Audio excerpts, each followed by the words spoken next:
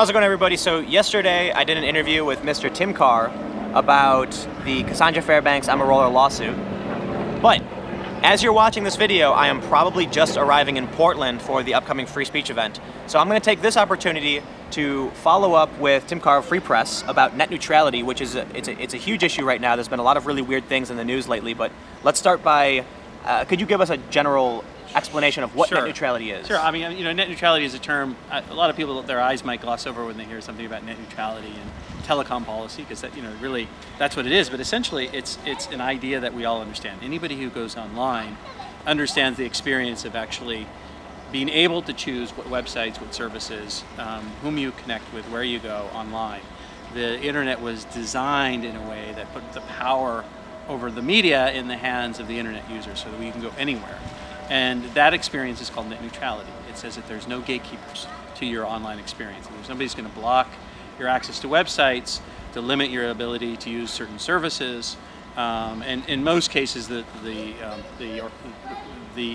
entity that would be doing that would be your cable company or your phone company that provides you with connection. So net neutrality is the idea that you have control over your media experience. And it's become very controversial over the last 10 years because there have been efforts to change net neutrality protections in law, and my organization, Free Press, has been fighting on behalf of internet users to make sure that we have this principle, the freedom to choose online, in place, and that our rights are protected. I've seen a lot of comparisons online that without net neutrality, your internet package would be much like a cable package. Like, you can subscribe to the social media package for $70 a month, then include a sports package for like ESPN.com, and that they would actually be able to bracket off what you could and could not see based on how much you pay. Right. Well, so net neutrality is a limitation that prevents your internet service provider from doing things like that. You take the net neutrality protections out of play, and they can do anything. That would be a very plausible scenario. There are also other scenarios where they would say, for example, you don't want to subscribe to a phone's service that's provided by AT&T. You want to use some voice over internet protocol like Skype via your high-speed internet connection. They come in and say, sorry, we're blocking Skype. We're blocking other voice over internet protocols except for the one that AT&T provides. So that would give them the power to do that kind of discrimination as well. There have been some, well, I should say, based on what I've read, there's been some accusations against companies specifically targeting YouTube or Netflix, right? Are you familiar with any of these stories that have come out? No, tell me. I don't know, just that like YouTube's been throttled by some companies, that Netflix has been. Sure. Netflix no, has been yes, throttled. of course. So that sorry, I am familiar now that you mentioned it.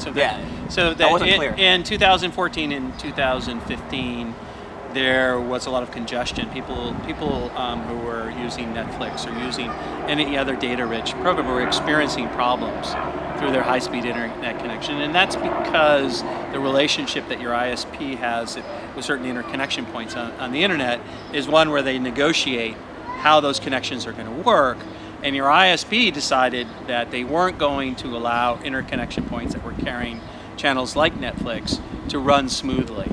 So we had, prior to the latest iteration of net neutrality rules, this kind of congestion occurring. And the interesting thing is that when the new rules in 2015, the Federal Communications Commission, through years of efforts on the part of my organizations and millions of people, actually put real net neutrality protections in place. And that problem, that interconnection congestion problem, actually alleviated itself.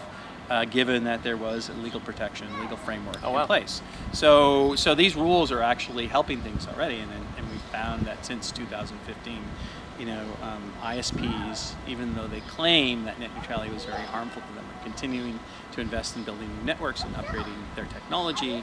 Online video, as you probably know, has also evolved in many significant ways. That you've seen data limits being taken off of wireless networks that allow people to stream online video. So things have happened in the last 2 years since these rules have been put in place that would indicate that things are working. The internet's getting better, and we're able to use video in ways that we couldn't back in 2015. So what's going on right now with it? Because I've heard a lot of talk about comments. I think John Oliver did a big video or a big piece about it. So what's happened since 2015 was the Obama administration. The Federal Communications Commission had a chairman who was appointed by President Obama, Tom Wheeler. They put in place net neutrality rules, after a long process of public comment. 4 million people put their comments in at the FCC and said, we need these protections. And believe it or not, the FCC actually responded to the public outcry. Fast forward to 2017, new administration, Donald Trump, new FCC chairman, a guy by the name of Ajit Pai. They are both adamantly opposed to net neutrality.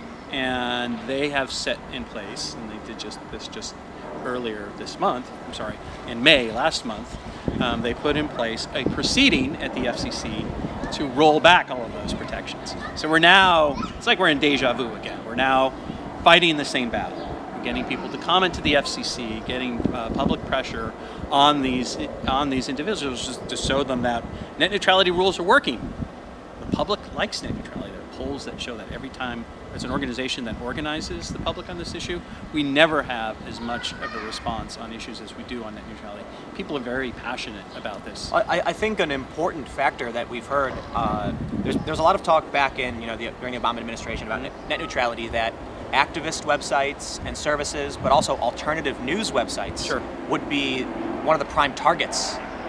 If net neutrality protections are lifted, these companies, these ISPs could say we have no incentive to connect you to your alternative news site and then give priority and preference to the big media companies. Right, so net neutrality prevents that sort of prioritization. What companies like Comcast and Verizon were proposing was to give special access to partner sites. So their Comcast, for example, owns NBC Universal.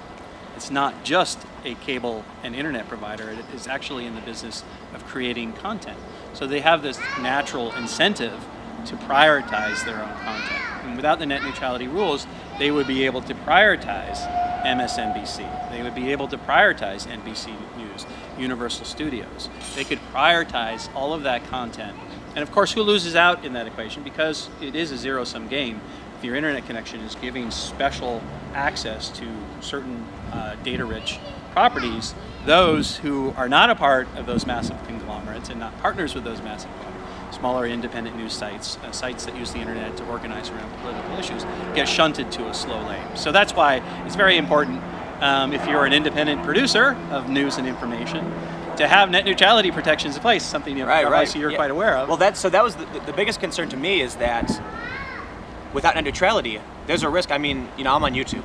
YouTube has experienced problems with what you talked about, the video connectivity stuff, and the real potential that smaller websites will be deprioritized. And there's been the argument that, oh no, we won't slow down alternative sites, we'll just speed up the good sites.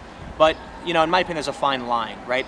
At what point do they not upgrade, or just it becomes too much of a hassle? Right. You can't find these alternative sources of information, right, or activism, or just anything that's outside of the mainstream, I guess. Right. So what net neutrality does is that it puts in place a principle called common carriage, which means that anybody who has access to the network can connect with anyone else who's on the network, and the access provider, your phone or cable company, cannot in any way throttle, block, or slow down that connection.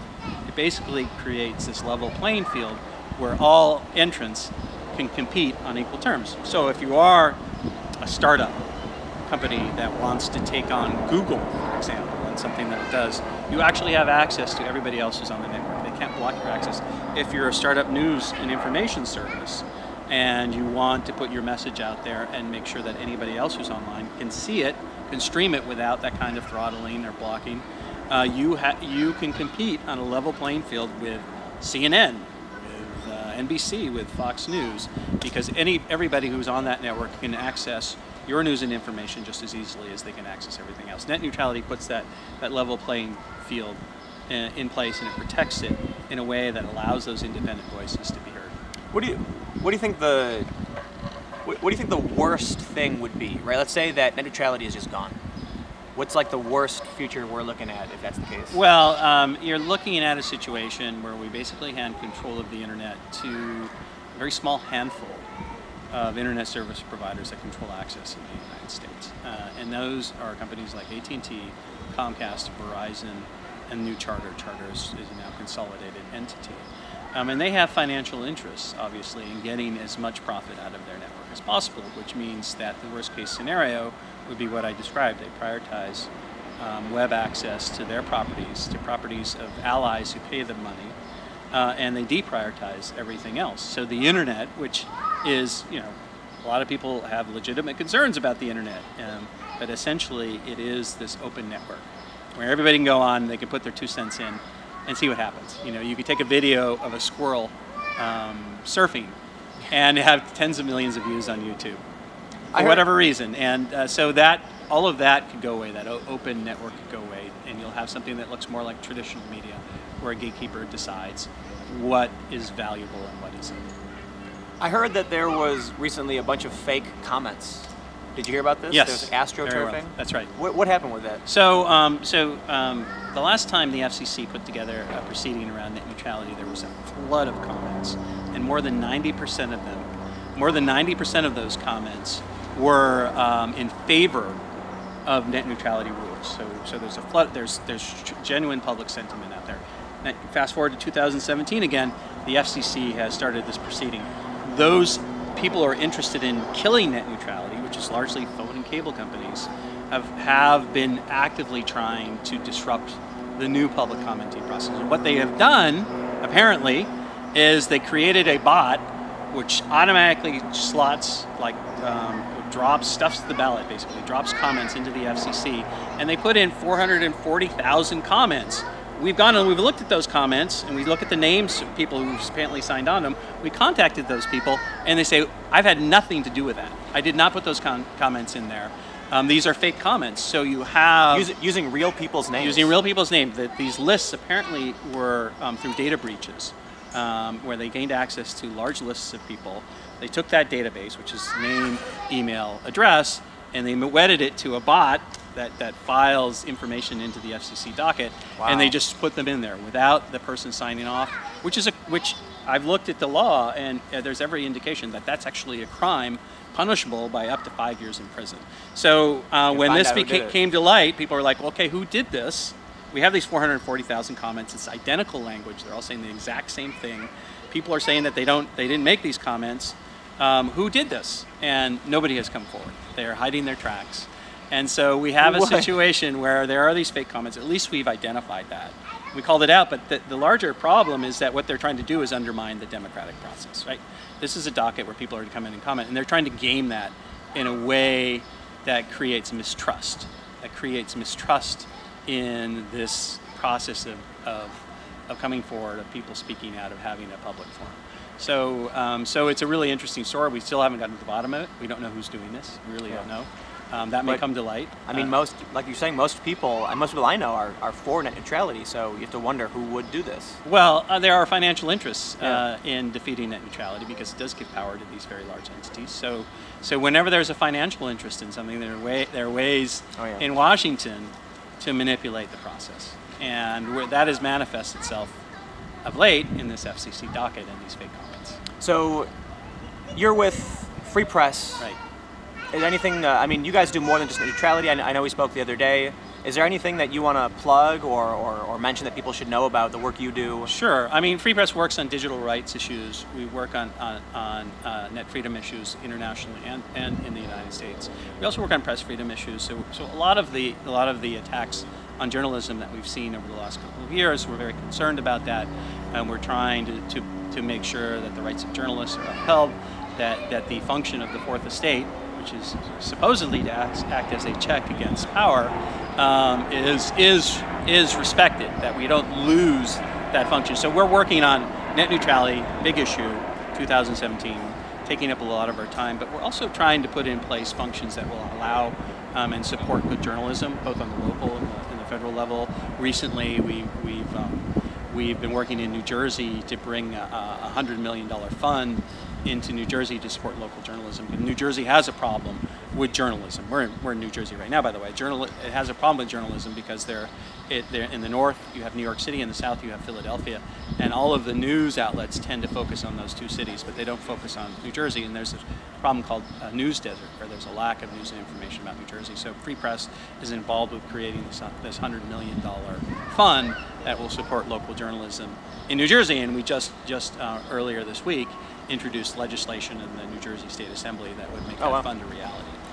I guess anything else you want to say about the work you do or net neutrality or final thoughts? Well, I mean, we're firm believers that there needs to be public engagement in policymaking, especially when you're talking about media policy. And we found through the years that if the public is taken out of the equation, you get rules and regulations that help mainstream media outlets become more powerful. And in order for us to turn back that trend, especially in the age of the internet, we need more public involvement. And that's the core focus of Free Press, is organize the public to get engaged in these very critical policy debates. Right on, man. Well, thank you for your time. Yeah. It's been a pleasure. Great. So if you liked the video, again, click the like button because it really helps out the channel. Comment below and let me know what you think. Net neutrality. Obviously, I usually don't talk about policy, but I'm for it because I'm an independent media creator and there's no way I can compete with the likes of CNN or anything like that. But let me know what you think, because I mean that's the great thing about net neutrality, I guess, right? We can all put our 2 cents in and have a conversation about it. Now I'm just advocating. I'll stop. But also subscribe. New videos every day at 4 p.m. And like I said in the beginning of this video, if you're watching this, I am probably just arriving in Portland, so stay tuned because there will be breaking news live stream on Sunday at the Free Speech Rally. I will see you all then.